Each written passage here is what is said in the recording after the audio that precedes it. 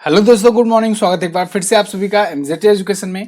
दोस्तों, आज है 20 मई। आज की वीडियो में हम लोग बात करेंगे 20 मई 2023 के मोस्ट इंपोर्टेंट करंट अफेयर के क्वेश्चंस के बारे में। जैसे कि आप सबको पता है, रिवीजन सीरीज भी साथ साथ कराई जा रही है, तो 20-20 क्वेश्चन हम लोग जनवरी से लेकर के रिवाइज भी करते चल रहे हैं ऑनलाइन फॉर्मेट में, और साथ ही साथ हम लोग डिटेल करंट अफेयर तो देखते ही देखते हैं। और जो भी रिवीजन हो सकता है, बीच में जो टॉपिक से रिलेटेड रिवीजन हो सकता है, उसको भी कराया जाता है और स्टैटिक भी कराया जाता है। तो पूरी वीडियो आपको एंड तक देखनी है, बहुत ही इंफॉर्मेटिव और बहुत ही इंपॉर्टेंट होने वाली है। वीडियो को जल्दी से लाइक कर दीजिए, शेयर कर दीजिए, चैनल को सब्सक्राइब कर दीजिए, वरना आप भूल जाते हो। चलिए, तो सबसे पहले तो कल का क्विकली रिवीजन करते हैं, जिससे हम लोग कल वाला ना भूलें। तो कल हम लोगों ने पढ़ा था कि सिद्धरामैया ये कर्नाटक के नए मुख्यमंत्री बन गए हैं और ये दूसरी बार सीएम बने हैं। 18 मई को अंतर्राष्ट्रीय संग्रहालय दिवस यानी इंटरनेशनल म्यूजियम डे मनाया गया और ए.के. जैन ये पेट्रोलियम और प्राकृतिक गैस नियामक बोर्ड के नए अध्यक्ष बनाए गए। नाइट फ्रैंक ने एक रिपोर्ट जारी की है, सबसे ज्यादा आवास मूल्य वृद्धि के मामले में भारत में मुंबई है और ओवरऑल मुंबई की स्थिति छठे स्थान पर है। वैसे भारत के 3 शहर इस लिस्ट में हैं, मुंबई, बेंगलुरु और दिल्ली। भारतीय सेना की गजराज कोर ने अभी असम में जल राहत नाम से एक अभ्यास आयोजित किया है। और केंद्रीय मंत्री किरण रिजिजू जी ने कानून मंत्रालय के मंत्री पद से इस्तीफा दे दिया है। अब ये पृथ्वी विज्ञान मंत्रालय संभालेंगे। अंतर्राष्ट्रीय संग्रहालय एक्सपो 2023 का उद्घाटन नई दिल्ली में किया गया और जोमेटो ने आईसीआईसीआई बैंक के साथ मिलकर के जोमेटो यूपीआई लॉन्च किया है। न्यूयॉर्क पुलिस विभाग में सर्वोच्च रैंकिंग पाने वाले दक्षिण एशियाई महिला बन गई हैं प्रतिमा भुल्लर माल्डोनाडो। और टाटा सन्स के चेयरमैन एन चंद्रशेखरन को फ्रांस में सर्वोच्च नागरिक सम्मान से सम्मानित किया गया है। ये टॉप 10 करंट अफेयर के क्वेश्चन थे कल की वीडियो से, जिनका आपने किया 1 मिनट में क्विकली रिवीजन। अब आज की करंट अफेयर हम लोग देखेंगे। तो पहला क्वेश्चन, भारत ने चक्रवात मोचा से प्रभावित म्यांमार की सहायता के लिए कौन सा ऑपरेशन शुरू किया? तो जैसा कि दोस्तों आपको पता है, कुछ दिन पहले ही मैंने चक्रवात मोचा या चक्रवात मोखा के बारे में बताया था कि ये बंगाल की खाड़ी से उठा है और तेजी से भारतीय राज्यों के तटों की तरफ बढ़ रहा है। अब देखो, तूफान होता है ना, ये कभी भी घूम जाता है। ये एक्सपेक्टेशन तो लगाई जाती है कि चलो ठीक है, यहाँ से उठा है और इस साइड आएगा, इस राज्य से हो सकता है टकरा जाए, या हो सकता है थोड़ा सा मुड़ जाए तो इस साइड से टकरा जाए। कभी कभी बहुत ज्यादा मुड़ाव देखने को मिल जाता है, जैसे यहाँ पर हुआ। ये आ रहा था इधर भारतीय तटों में उड़ीसा की तरफ। शुरुआत में तो पहले लगा तमिलनाडु की तरफ जाएगा, फिर उड़ीसा, फिर ऐसे पश्चिम बंगाल, बांग्लादेश, ऐसे ऐसे होते होते ये जस्ट टर्न कर गया और म्यांमार में ज्यादा नुकसान पहुंचा दिया। अब म्यांमार में जब ज्यादा नुकसान पहुंचा दिया, चूंकि आप जानते हो म्यांमार पूरा टूटा पड़ा हुआ है देश, मिलिट्री का शासन वहां पर चल रहा था, तो वहां पर स्थिति वैसे ही खराब है और एक तो आपदा आ गई। तो इस आपदा के लिए भारत सबसे आगे आता है बचाव के लिए। भारत ने यहाँ पर शुरू कर दिया ऑपरेशन करुणा। ये सब ऑप्शन जो आपको दिख रहे हैं ना, ऑपरेशन कावेरी, ऑपरेशन दोस्त, ऑपरेशन गंगा, कमेंट करके आप लोग बताओ कब कब चलाए गए हैं। अभी मैं आगे आपको सब के बारे में बताऊंगा बहुत डिटेल में। ठीक है, बहुत सारे ऑपरेशन है, सब कुछ एक साथ लाया हूं मैं आपके सामने। तो फिलहाल भारत जो है ऑपरेशन करुणा चला रहा है, कहाँ के लिए? म्यांमार में बाढ़, ये सॉरी, चक्रवात से प्रभावितों की मदद के लिए। ठीक है ना? तो यहाँ पर देखो आर्टिकल है एनडीटीवी का, साइक्लोन मोचा या मोका, जो भी पढ़ो, कहीं कहीं पर आपको मोका दिखाई मिलेगा और स्पेलिंग इसकी ये है। और इसका मैंने आपको बताया था कि इसको नाम किसने दिया था, इसको नाम दिया था यमन ने। ठीक है, India launches operation Karuna to provide aid to Myanmar. Okay, तो भारत ने यहाँ पर सहायता के लिए अपने 3 नौसेना के जहाज यांगून भेज दिए हैं, आईएनएस शिवालिक, आईएनएस कमोटा और आईएनएस सावित्री, जो वहां पर इमरजेंसी खाद्य पदार्थ, टेंट वगैरह सब पहुंचाएंगे, आपदा राहत वगैरह। अब बात करते हैं पिछले कुछ अभियानों की जो भारत द्वारा चलाए गए थे। बहुत ही इंपॉर्टेंट है, इस पेज का मैं चाहता हूं स्क्रीनशॉट भी आप रख लीजिएगा। तो देखिए, ऑपरेशन गंगा चलाया था भारत ने यूक्रेन में, जब भारतीय को निकालना था, भारतीयों को 20,000 से ज्यादा लोग फंसे थे, तब वहां पर चलाया गया था। जब रसिया शुरू शुरू में अटैक किया था ना यूक्रेन पर, भारतीयों को निकालने के लिए ऑपरेशन गंगा चलाया था भारत सरकार ने। ऑपरेशन देवी शक्ति, इसको चलाया गया था अफगानिस्तान से भारतीयों को निकालने के लिए। देखो ये ऑपरेशन यहाँ चलाया है, ऑपरेशन देवी शक्ति। ठीक है ना, ये यहाँ वाला है। तो ऑपरेशन दोस्त जो है ये चलाया था अभी यूरोप, सॉरी, तुर्की में चलाया गया था, जब वहां पर भूकंप आया था। तुर्की में आपको पता हो अभी भूकंप आया था, तुर्की और सीरिया में 50,000 से ज्यादा लोगों की मृत्यु हो गई। तो वहां पर उनके लोगों की मदद के लिए भारत सरकार ने ऑपरेशन दोस्त चलाया था। ऑपरेशन वैक्सीन मैत्री, ये कई पड़ोसी देशों तक कोविड वैक्सीन पहुंचाने के लिए भारत सरकार ने चलाया था, जब कोविड का काल चल रहा था। ऑपरेशन मैत्री, ये नेपाल में भूकंप प्रभावितों की मदद के लिए भारत सरकार द्वारा चला गया था, जब 2015 में भूकंप आया था तब। ठीक है। और ऑपरेशन कावेरी, ये अभी रिसेंटली भारत द्वारा सूडान में भारतीयों को निकालने के लिए चलाया गया था। ऑपरेशन करुणा, म्यांमार में आए जो मोचा तूफान है, इसमें प्रभावितों की मदद के लिए चलाया गया है। क्लियर। तो एक चीज तो याद रखना, ऑपरेशन करुणा तो अभी चलाया गया है, ये मोस्ट इंपॉर्टेंट, और ये सबका ले लो आप स्क्रीनशॉट। ठीक है। चलो आगे। हाल ही में केंद्र सरकार ने किसे सुप्रीम कोर्ट का न्यायाधीश नियुक्त किया? तो केंद्र सरकार ने अभी दो दोस्तों न्यायाधीशों की नियुक्ति को मंजूरी दी है। देखो, अब ये मत कहना कि अभी केंद्र सरकार ने, हाँ केंद्र सरकार नियुक्त कर रहा है, बिल्कुल। कैसे होती है प्रोसेस अभी मैं बताऊंगा। ठीक है, कि केंद्र सरकार बिल्कुल ये सुप्रीम कोर्ट के न्यायाधीशों की नियुक्ति में बहुत अहम रोल निभाती है। ठीक है। तो फिलहाल सुप्रीम कोर्ट के दो नए न्यायाधीश मिले हैं, केवी विश्वनाथन और प्रशांत मिश्रा। जस्टिस प्रशांत मिश्रा और जस्टिस केवी विश्वनाथन। तो उपरोक्त दोनों ऑप्शन आपका यहाँ पर करेक्ट हो जाएगा। न्यायाधीश सुप्रीम कोर्ट में हो सकते हैं टोटल 34, जिसमें से एक मुख्य न्यायाधीश भी शामिल है, यानी 33+1, ये है क्षमता। ठीक है। तो अभी वर्तमान में 32 थे, 2 खाली थी सीट और 2 नई नियुक्ति हो गई। ध्यान रखिएगा, ये न्यायाधीश हैं, यानी जज नियुक्त किए गए हैं, नॉट चीफ जस्टिस। ठीक है ना, जस्टिस नियुक्त हुए हैं, चीफ जस्टिस नहीं। चीफ जस्टिस अभी भी डीवाई चंद्रचूड़ है। दूसरी बात ये कि अभी देखो 2 सीट खाली थी और ये दोनों आ गए, 34 फिर से हो गई फिलअप। लेकिन अभी कुछ ही हफ्तों बाद ना फिर से 4 सीट खाली हो जाएगी। एक्चुअली में क्या होता है, यहाँ पर नियुक्ति जो की जाती है ना, वो कार्यकाल जो होता है बेसिकली वो होता है मैक्सिमम एज को देखते हुए।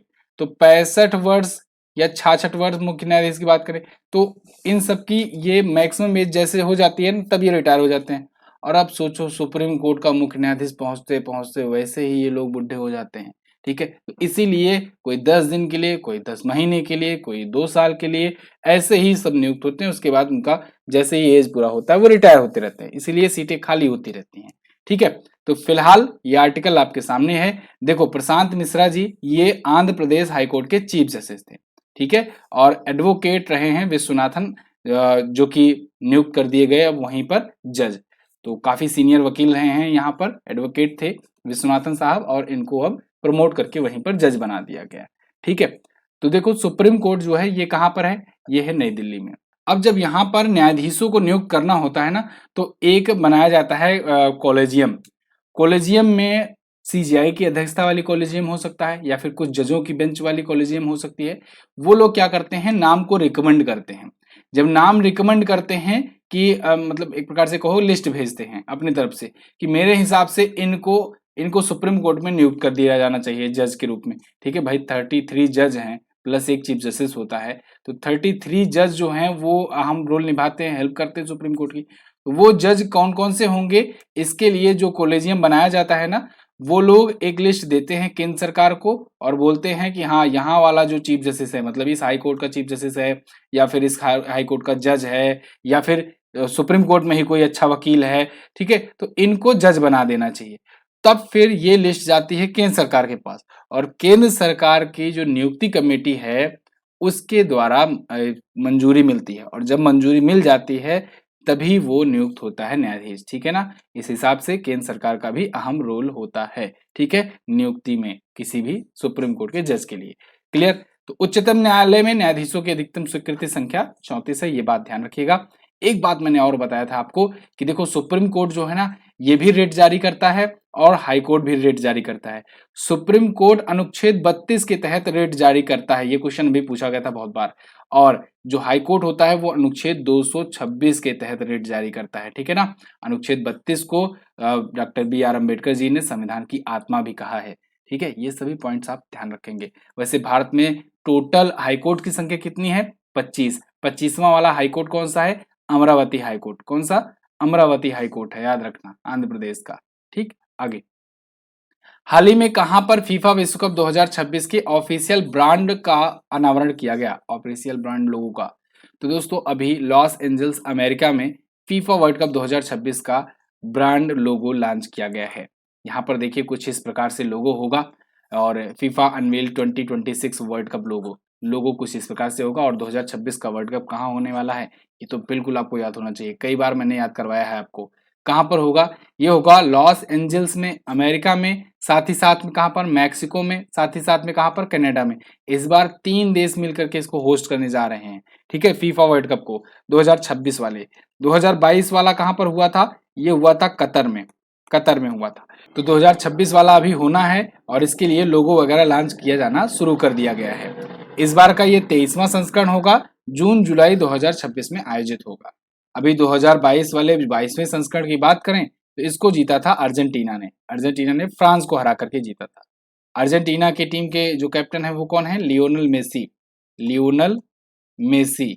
और इन्हीं को तो अभी फिर से एक बार फुटबॉलर ऑफ द ईयर का अवार्ड मिला है, लियोनल मेसी को, ठीक है। अच्छा, वैसे लियोनल मेसी जो है ये खेलते थे बार्सिलोना टीम से और इन्होंने बार्सिलोना टीम छोड़ दी और अब ये पेरिस सेंट जर्मन ज्वाइन कर चुके हैं। पेरिस सेंट जर्मन ज्वाइन कर चुके हैं। क्लियर है ना? पेरिस सेंट जर्मन याद रखना इंपॉर्टेंट है। चलो, तो फीफा के बारे में अगर थोड़ा सा बात करें तो फीफा बोले तो federation international D football association, इसकी स्थापना की गई थी 1904 में और स्थापना हुई थी पेरिस में। पेरिस कहाँ पर पड़ता है? फ्रांस की राजधानी है। लेकिन इसका हेडक्वार्टर कहाँ पर है? हेडक्वार्टर आपसे पूछा जाए तो आप बताएंगे हेडक्वार्टर है ज्यूरिख में। ज्यूरिख, ज्यूरिख कहाँ पर पड़ता है? स्विट्जरलैंड में पड़ता है। स्विट्जरलैंड में पड़ता है ज्यूरिख, वहां पर हेडक्वार्टर है। अच्छा, इसके अध्यक्ष कौन है? अध्यक्ष हैं गियानी इन्फेंटिनो, गियानी इन्फेंटिनो, ठीक है। सबसे ज्यादा बार फीफा वर्ल्ड कप किसने जीता है? ब्राजील ने जीता है 5 बार, ठीक है। ब्राजील सबसे ज्यादा बार जीता हुआ है। ब्राजील के ही खिलाड़ी थे पेले, जिनका अभी निधन हुआ है। ये 3 बार वर्ल्ड कप जिताए थे अकेले ब्राजील को। क्लियर है ना? साथियों, वीडियो में आगे बढ़ने से पहले 1 मिनट का टाइम लेना चाहूंगा आपका। देखिए, आप में से बहुत सारे लोग सीएचएसएल की तैयारी कर रहे होंगे। सीएचएसएल आप जानते हो एसएससी जो भी एग्जाम कराता है उसमें प्रीवियस ईयर क्वेश्चंस के बहुत ज्यादा रिपीट होने के चांसेस रहते हैं। तो ऐसे में अग्रवाल एग्जाम कार्ड की तरफ से बहुत ही बेहतरीन तरीके से कंपाइलेशन के साथ बुक्स प्रेजेंट की गई हैं। जैसे आप यहाँ पर रीजनिंग का, जनरल अवेयरनेस का और इंग्लिश का देख पाओगे। इंग्लिश के लिए तो बहुत सारे स्टूडेंट हमारे पास कमेंट करते हैं कि इंग्लिश की सर कोई बुक बताइए बेस्ट तरीके से। तो देखो, आज के टाइम पर एग्जाम कार्ड में अग्रवाल एग्जाम कार्ड जो है वो बहुत ही अफोर्डेबल प्राइस पर बहुत ही बेस्ट क्वालिटी के साथ बुक्स प्रोवाइड कर रहा है। यहाँ पर देखो, खास बात यह है 1999 से लेकर 2022 तक ये जो भी पेपर कराया है एसएससी, उन सब का चैप्टर वाइज सॉल्यूशन यहाँ पर कंपाइल करके दिया गया है। चैप्टर वाइज मतलब देखिए, जैसे मान लीजिए फॉर एग्जांपल यहाँ पर रीजनिंग है, तो रीजनिंग में यहाँ पर चैप्टर वाइज पूरा पहले इसको अलग अलग कैटेगराइज कर दिया गया है। फिर जो भी चैप्टर से रिलेटेड जो क्वेश्चंस हैं उनको दिया गया है यहाँ पर कि कब कब वो किस किस दिन पूछा गया था वो एग्जाम में क्वेश्चन, और वो डेट सहित दिया गया है उस चैप्टर का क्वेश्चन, ठीक है, उस चैप्टर के अंदर। और इसके बाद इसका सॉल्यूशन भी दिया गया है डिटेल में, वो भी। एक चीज और, जैसे दोस्तों खाने में नमक अनिवार्य होता है, चाहे आप कोई भी खाना खाओ उसके लिए नमक तो जरूरी ही होता है। ऐसे ही करंट अफेयर आप जानते हो, कोई भी एग्जाम हो करंट अफेयर तो जरूरी ही होता है। इस चीज को भली बात समझते हैं अग्रवाल एग्जाम कार्ड वाले। इसीलिए चाहे आप रीजनिंग की बुक लो, चाहे आप इंग्लिश की बुक लो, चाहे जीएस की बुक लो, सभी में आपको एक चीज कॉमन मिलेगी, करंट अफेयर आपको बिल्कुल फ्री में दिया जा रहा है। यानी आप अंग्रेजी की भी बुक खरीद रहे हो ना, तो इंग्लिश के साथ साथ उसमें आपको ये चीजें फ्री में दी जा रही हैं। तो फिलहाल यहाँ पर देखो, जीएस का बुक देखोगे आप, जीएस में भी ये चैप्टर वाइज पूरा डिटेल इंडेक्स दिया गया है और इसके बाद डिटेल इसका चैप्टर बाय चैप्टर जो जो क्वेश्चंस पूछे गए हैं। और खास बात ये है, देखो बाइलिंगुअल है, तो बाइलिंगुअल के लिए भी आप लोग कमेंट करते रहते हो ना, दोनों लैंग्वेज वाली कोई बुक मिल जाए, या फिर अंग्रेजी वाले भी स्टूडेंट होते हैं उनको जल्दी बुक्स बढ़िया नहीं मिल पाती है, तो देखो बाइलिंगुअल है, आप दोनों लैंग्वेज में इसको देख सकते हो। इंग्लिश में भी देखो, इंग्लिश में चैप्टर बाय चैप्टर, जैसे ये noun, pronoun, verb, models, adjective वगैरह है, और ये सबके एक एक चैप्टर करके जितने भी क्वेश्चन जब जब पूछे गए हैं सबका कंपाइलेशन दिया गया है। तो ये तीनों ही बुक्स अवेलेबल हैं, लिंक डिस्क्रिप्शन में दिया गया है, आप वहां पर जाकर के परचेज कर सकते हो, या अग्रवाल एग्जाम कार्ड की वेबसाइट पर भी जाकर के परचेज कर सकते हो। चलो आगे, G7 और क्वाड शिखर सम्मेलन में हिस्सा लेने के लिए मई 2023 में प्रधानमंत्री नरेंद्र मोदी जी किस देश की यात्रा पर गए? तो देखो, बहुत ही इंपॉर्टेंट क्वेश्चन है। अभी प्रधानमंत्री नरेंद्र मोदी जी यात्रा पर हैं, विदेश यात्रा पर हैं। वहां पर वो G7 में भी हिस्सा लेंगे और क्वाड समिट में भी हिस्सा लेंगे। एक एक चीज मैं समझाऊंगा, ध्यान से सुनिएगा। देखो, जापान, पापुआ न्यू गिनी और ऑस्ट्रेलिया, 3 देशों की यात्रा पर निकले हैं प्राइम मिनिस्टर नरेंद्र मोदी जी। तो यहाँ पर आप सबसे पहले तो उपरोक्त सभी ऑप्शन आप लगा दो। मई महीने में इनकी यात्रा ये है, ठीक है, तो इसलिए आपसे ऐसे भी क्वेश्चन पूछा जाएगा। G7 और क्वाड दोनों में हिस्सा लेंगे। एक्चुअली में दोनों समिट यहीं पर अभी होने वाली है इसी महीने में, लेकिन दोनों अलग अलग जगह होगी। हिरोशिमा जापान, हिरोशिमा जापान में है और यहीं पर G7 समिट होने वाली है। तो G7 समिट के लिए इनको एक प्रकार से गेस्ट के रूप में इनवाइट किया गया है। भारत G7 का मेंबर नहीं है, G7 की मेंबर कंट्रीज में भारत तो नहीं है, ठीक है, लेकिन इनको एक प्रकार से नियुक्त किया गया है। जो भी कंट्री होस्ट करती है ना, वो अपने जो मित्र मुल्क होते हैं उनको बुलाती है कि आओ आप हमारे यहाँ एज ए गेस्ट आओ, आप भी देखो, ठीक है, और अगर आपको भी मतलब मौका मिले तो आप भी बोलो, अपना कुछ राय रखो, ठीक है। तो G7 आप जानते हो दुनिया की सबसे बड़ी इकोनॉमीज का एक संगठन है। 7 देश हैं, अभी मैं बताता हूँ कौन कौन शामिल है। तो फिलहाल ये होगा, ठीक है। 19 मई से 24 मई तक ये पूरी यात्रा चलेगी इनकी इन 3 देशों में। तो G7 के बारे में तो आपने जान लिया, जापान में होगा। ऐसे ही ऑस्ट्रेलिया में होगा क्वाड लीडर्स की समिट। हालांकि क्वाड का मेंबर तो इंडिया है ही, तो ये तो इंपॉर्टेंट है ही, इसमें तो महत्वपूर्ण डिसीजंस आएंगे, ठीक है। कुछ भी अगर बात चलती है, कोई नया डिसीजन आता है तो मैं आपको बताऊंगा उसके बाद, समिट के बाद। इस क्वाड में 4 देश हैं। 4 देश कौन कौन से? भारत, जापान, ऑस्ट्रेलिया और USA, United states of America. लेकिन G7 के कितने मेंबर हैं? G7 के 7 मेंबर हैं। देखो पहले G8 हुआ करता था, रसिया भी था, लेकिन रसिया में आपको पता होगा 2014 में रसिया को बाहर कर दिया गया, जब रसिया ने क्रीमिया पर कब्जा किया था। यूक्रेन का जो निचला वाला हिस्सा है ना, क्रीमिया, उस पर कब्जा किया था। चलिए मैं भी दिखाऊंगा वर्ल्ड मैप में। तो वो जो है रसिया निकाल उठा था 2014 में, इस वजह से ये G7 बन गया था। अब G7 में America, Canada, Italy, France, Germany, Japan तो है ही, साथ ही साथ एक यूरोपियन यूनियन है, यानी EU है।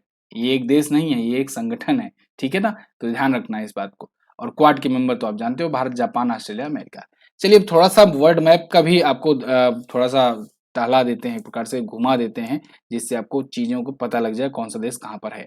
तो वर्ल्ड मैप में आप देखोगे ये रहा अपना प्यारा भारत, यहाँ पर आप देखिए ये रहा अपना प्यारा भारत। तो चलिए सबसे पहले तो हम लोग क्वाड के बारे में बात करते हैं। तो क्वाड देखो, ये चाइना को काउंटर करने के लिए, ये रहा चाइना, चाइना को काउंटर करने के लिए ये एक संगठन बनाया गया है 4 देशों का, जिससे ये साउथ चाइना सी में और इन देशों के बीच में, साउथ एशिया में चाइना का डोमिनेंस कम कर सकें। इसके लिए देखो कौन कौन से देश सामने आए। जापान, ये रहा जापान, ये रहा इंडिया, और यहाँ पर है ऑस्ट्रेलिया। ये 3 देश, और इधर है यूएसए, ये आए। तो इनको अगर आप एक सर्कल बनाओगे ना, तो एक प्रकार से ये बन जाएगा एक चतुर्भुज आकार का, और चतुर्भुज को ही क्वाड बोलते हैं, ठीक है। तो ये क्वाड मेंबर्स हो गए। यहाँ पर देखिए पापुआ न्यू गिनी दिख रहा है, ये भी एक देश का नाम है, जो मैंने अभी आपको बताया कि ऑस्ट्रेलिया, पापुआ न्यू गिनी और जापान, ये 3 देशों की यात्रा पर है। यानी यहाँ पर गए हैं पापुआ न्यू गिनी और ऑस्ट्रेलिया, ये तीनों देशों की यात्रा करेंगे प्रधानमंत्री नरेंद्र मोदी, ठीक है। अब दूसरी बात G7 की, तो फिर से जाते हैं इंडिया पर। तो देखो G7 कंट्रीज, ये 5 सबसे बड़े इकोनॉमीज का संगठन बनाया गया था उस टाइम पर। हालांकि अब तो इंडिया भी इसमें आ गया है, ठीक है। तो जब बनाया गया था तब तो सबसे मजबूत, सबसे ताकतवर देशों को ध्यान में रख करके बनाया गया था। तो फिलहाल कौन कौन से देश हैं इसको ध्यान में रखते हैं। देखो देशों में अगर जानना है ना, तो आप आ जाओ सबसे पहले इधर नॉर्थ अमेरिका कॉन्टिनेंट में। नॉर्थ अमेरिका कॉन्टिनेंट से 2 देश ले लो, कनाडा और यूएसए, ठीक है। अब उसके बाद फिर घूमते घूमते आओ यूरोपियन कंट्रीज की तरफ, ठीक है। यूरोप महाद्वीप में ले लो 2-3 देश, ठीक है, बढ़िया बढ़िया, जो सबसे बड़े बड़े हों, अच्छे अच्छे हों। आप सोचो जब स्थापना हुई थी उस टाइम की बात हो रही है, ठीक है।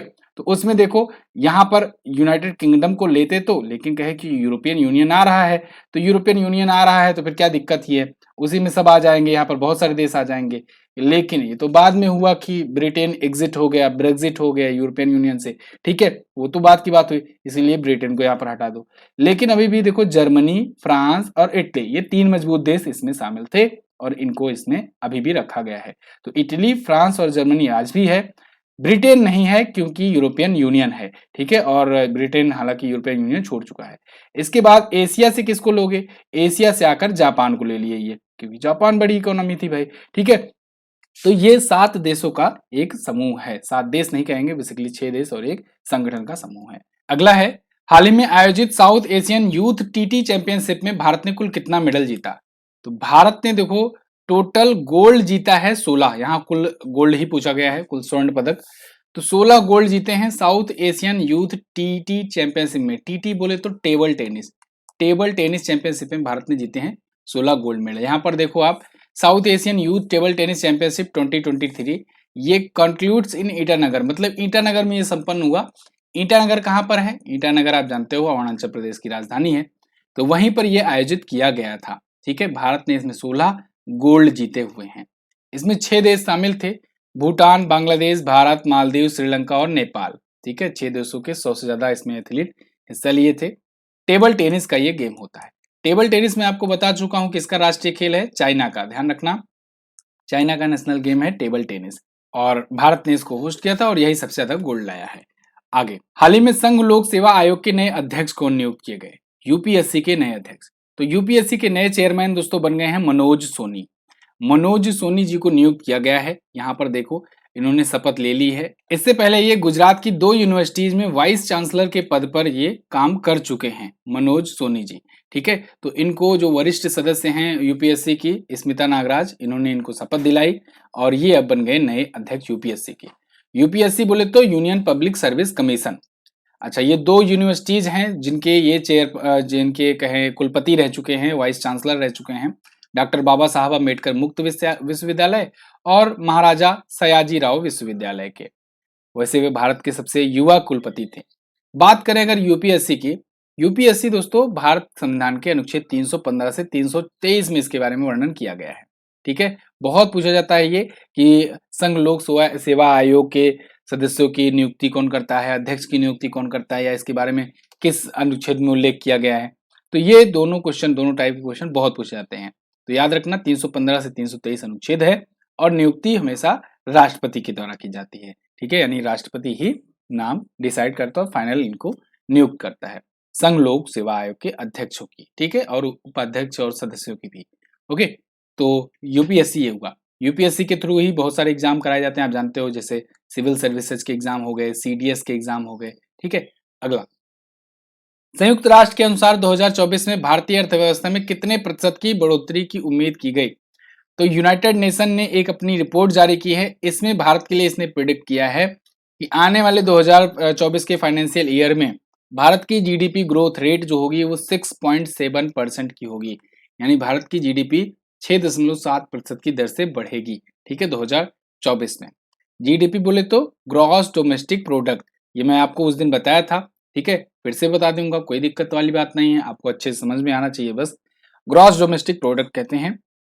जीडीपी वो होता है जब किसी एक वित्तीय वर्ष में किसी एक देश द्वारा उसकी सीमाओं के अंतर्गत, यानी उस देश के भीतर में जितनी भी सेवाओं का, जितने भी प्रोडक्ट का उत्पादन किया जाता है उसे कहते हैं जीडीपी। ठीक है, सेवाओं के अंदर, देश के अंदर। लेकिन अगर मान लो यहीं पर अगर जीएनपी की बात की जाए, ग्रॉस नेशनल प्रोडक्ट की बात की जाए, तो इसका मतलब है किसी एक देश के द्वारा, यानी कि बाई। ठीक है, बाई, किसी एक देश के द्वारा जितनी भी सेवाओं का प्रोडक्ट्स का उत्पादन किया जाएगा उसे कहेंगे जीएनपी, ग्रॉस नेशनल प्रोडक्ट। इसको आप बहुत ही अच्छे एग्जांपल समझ सकते हो एक लाइन में।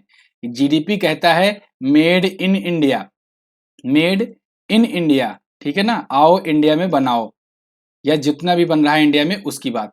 और जीएनपी कहता है मेड बाई इंडिया, भारत के द्वारा बनाया गया। ठीक है ना, भारत के द्वारा जो भी प्रोडक्ट बनेंगे, चाहे वो भारत के अंदर बने या फिर किसी दूसरे देश में जाकर के भारत की कंपनियां प्रोडक्शन कर रही हों।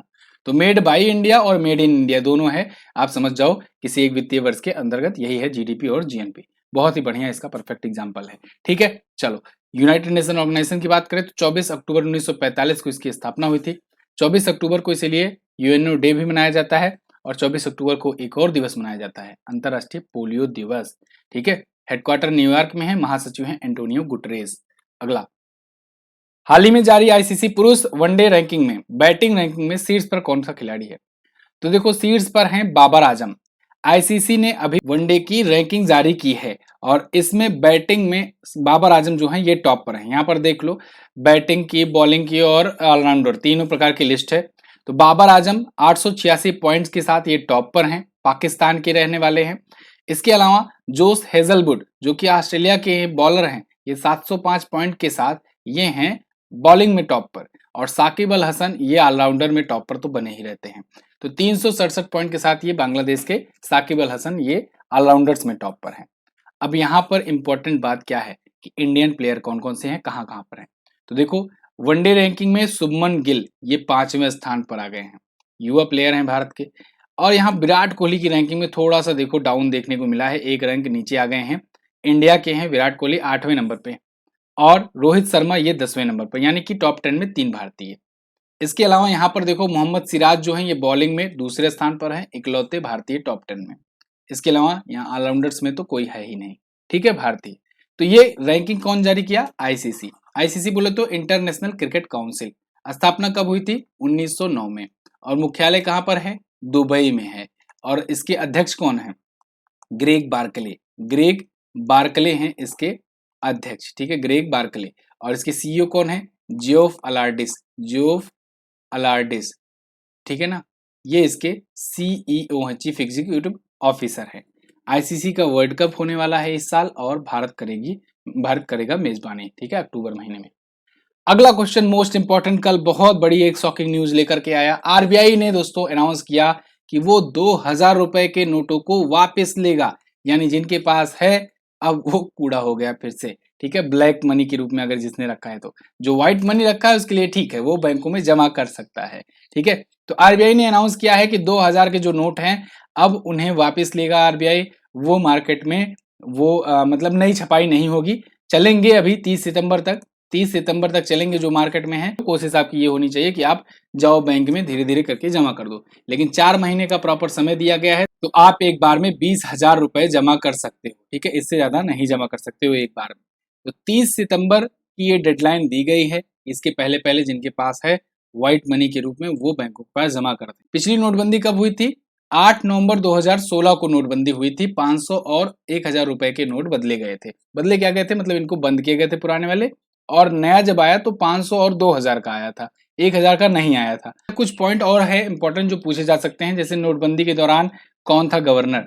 तो 2016 वाली जो नोटबंदी थी उस टाइम उर्जित आर पटेल थे। उर्जित आर पटेल थे, ठीक है, ये 24वें गवर्नर थे। और इंटरेस्टिंग बात ये देखो, 25वें गवर्नर अभी आरबीआई के कौन है? शक्तिकांत दास, ठीक है। 2 गवर्नर लगातार हुए जिनके टाइम पर नोटबंदी करनी पड़ी, ठीक है। शक्तिकांत दास ये हुए, देखो ये 25वें गवर्नर है। वैसे इनको अभी गवर्नर ऑफ द ईयर का भी अवार्ड मिला था, याद ही होगा आपको, शक्तिकांत दास को।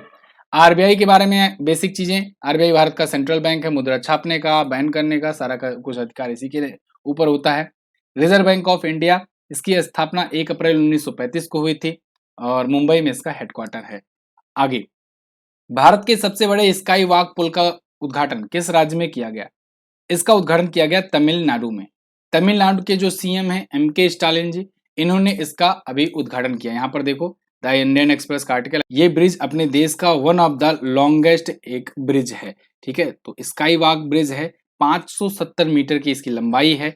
उद्घाटन किया एमके स्टालिन ने, डीएमके पार्टी से हैं ये, और 28.45 करोड़ की इसमें लागत आई है। ये मामबलम रेलवे स्टेशन और टी नगर बस टर्मिनस को जोड़ेगा, कनेक्ट करेगा, तमिलनाडु में है। क्लियर? अब ये तो थे टॉप 10 करंट अफेयर के क्वेश्चन आज की दिन से। आई होप आपको वीडियो पसंद आई होगी। अगर पसंद आई है तो इसे लाइक शेयर जरूर कीजिएगा। एक बार फिर से मैं आपको बताना चाहूंगा कि CHSL के लिए रीजनिंग, जनरल अवेयरनेस और इंग्लिश लैंग्वेज, इस सब की बुक आ गई है। इनको अगर आप लेना चाहते हैं तो लिंक डिस्क्रिप्शन में दिया गया है, आप वहां से जाकर इसे परचेज कर सकते हैं। बहुत ही अफोर्डेबल प्राइजेस पर हैं, और साथ ही साथ आप इनकी वेबसाइट पर भी जाकर के आप इसे परचेज कर सकते हैं, ठीक है। चलिए, तो अब बात करेंगे हम लोग रिवीजन की। तो चौथा दिन है आज, और चौथे दिन में हम लोग पहुंचेंगे 60 से 80 तक, ठीक है, क्वेश्चन नंबर 60 से 80 तक पहुंचेंगे। तो अभी हाल ही में विश्व का पहला ताड़ के पत्तों का पांडुलिपि संग्रहालय केरल में खोला गया। और अभी तमिलनाडु के राज्यपाल ने तंजावुर में ऑक्टेव 2023 का आयोजन किया। अंतर्राष्ट्रीय हॉकी महासंघ ने JSW कंपनी को विश्व कप का साझेदार बनाया है। और जानते ही हो आप, ये विश्व कप, हॉकी विश्व कप जो हुआ उसको जीता कौन? इस बार का जीत ले गया जर्मनी, ठीक है, जर्मनी। और उड़ीसा में आयोजित हुआ था, ठीक है। 8 लाख से ज्यादा सरकार ने डीडी सेटअप बॉक्स फ्री में देने की घोषणा की है। जयदेव उनादकट रणजी ट्रॉफी में पहले ओवर में हैट्रिक विकेट लेकर के इतिहास रच दिए हैं। असम सरकार का सर्वोच्च नागरिक सम्मान असम वैभव से सम्मानित किया गया डॉक्टर तपन शौकिया को। पिछली बार यही किसे दिया गया था? ये दिया गया था रतन टाटा जी को। अभी हाल ही में अमेरिका ने मधुमक्खियों के लिए दुनिया के पहले वैक्सीन को मंजूरी दी है। निक्केई एशिया रिपोर्ट के अनुसार विश्व का सबसे बड़ा ऑटो बाजार वाला देश बन गया है चाइना, दूसरे पर इंडिया है। और अभी केंद्रीय मंत्री अनुराग सिंह ठाकुर, जो कि युवा और खेल मंत्रालय के मंत्री हैं, इन्होंने Y20 समिट की थीम, लोगो और वेबसाइट लॉन्च किया था। डायरी नंबर 1 पुस्तक का विमोचन रंजन गोगोई जी के द्वारा किया गया। पूर्व भारत के ये चीफ जस्टिस रह चुके हैं। पर्पल फेस्टिवल का आयोजन गोवा में किया गया। और अवतार की रिपोर्ट के अनुसार महिलाओं को रोजगार देने के मामले में शीर्ष शहर है चेन्नई। और संस्कृति मंत्रालय ने 50 एएसआई संरक्षित स्मारकों के लापता होने की रिपोर्ट दी थी। अभी हाल ही में संजीव सान्याल ने पुस्तक लिखी है रिवोल्यूशनरीज। ये पुस्तक बहुत इंपॉर्टेंट है, कई एग्जाम में पूछी जा सकती है। 2023 में हैदराबाद में पहली बार फार्मूला ई वर्ल्ड चैंपियनशिप रेस का आयोजन किया गया। इसके अलावा केंद्रीय मंत्री नरेंद्र सिंह तोमर ने पूर्वोत्तर कृषि कुंभ 2023 का उद्घाटन किया मेघालय में। एनएसओ की रिपोर्ट के अनुसार 2023 में भारत की जीडीपी 7% की दर से बढ़ेगी। जहां बंधन महाट्रस्ट अभियान शुरू किया बंधन बैंक ने। और महाराष्ट्र के जलाना पुलिस और नागपुर पुलिस को 2021 के लिए सर्वश्रेष्ठ पुलिस यूनिट का खिताब दिया गया। इसके अलावा एशिया प्रशांत डाक संघ के महासचिव बनाए गए डॉक्टर विनय प्रकाश से। क्लियर है। ये दोस्तों 20 क्वेश्चन थे। आपका समझ लो ये दवाई की तरह है, आयुर्वेदिक दवाई की तरह है। धीरे धीरे आप तैयार करते जा रहे हो, रिवीजन आपका होता जा रहा है और आप बहुत ही अच्छे तरीके से अपना रिवीजन भी करते जा रहे हो जनवरी से लेकर के। तो वीडियो को इसी बात पर कर दो लाइक। कल मैंने आपसे पूछा था सबसे ज्यादा जीआई टैग प्रोडक्ट कहाँ पर है। तमिलनाडु में है। 37वां राष्ट्रीय खेल गतका मार्शल आर्ट जो शामिल किया जाएगा कहाँ का है, ये पंजाब का है। आज आपको क्या बताना है कि हाल ही में किरण रिजिजू जी ने कानून मंत्री पद से इस्तीफा दे दिया। ये कानून मंत्रालय का पदभार अब इनकी जगह पर कौन संभाल रहा है, मतलब अब कानून मंत्री कौन होगा। प्रसिद्ध फूड डिलीवरी कंपनी जोमेटो के फाउंडर और सीईओ कौन है। दोनों क्वेश्चन के बारे में आप जो भी पता हो डिटेल में जरूर आंसर करना। वैसे खुशी हुई कल बहुत सारे लोगों ने डिटेल में आंसर किया था। आप ऐसे ही डिटेल में आंसर किया करो, आपका भी फायदा होगा, आपके कमेंट को जो लोग पढ़ेंगे उनका भी फायदा होगा। ठीक है, चलिए बहुत बहुत धन्यवाद। मिलते हैं अगली वीडियो में, तब तक के लिए नमस्कार, जय हिंद, वंदे मातरम।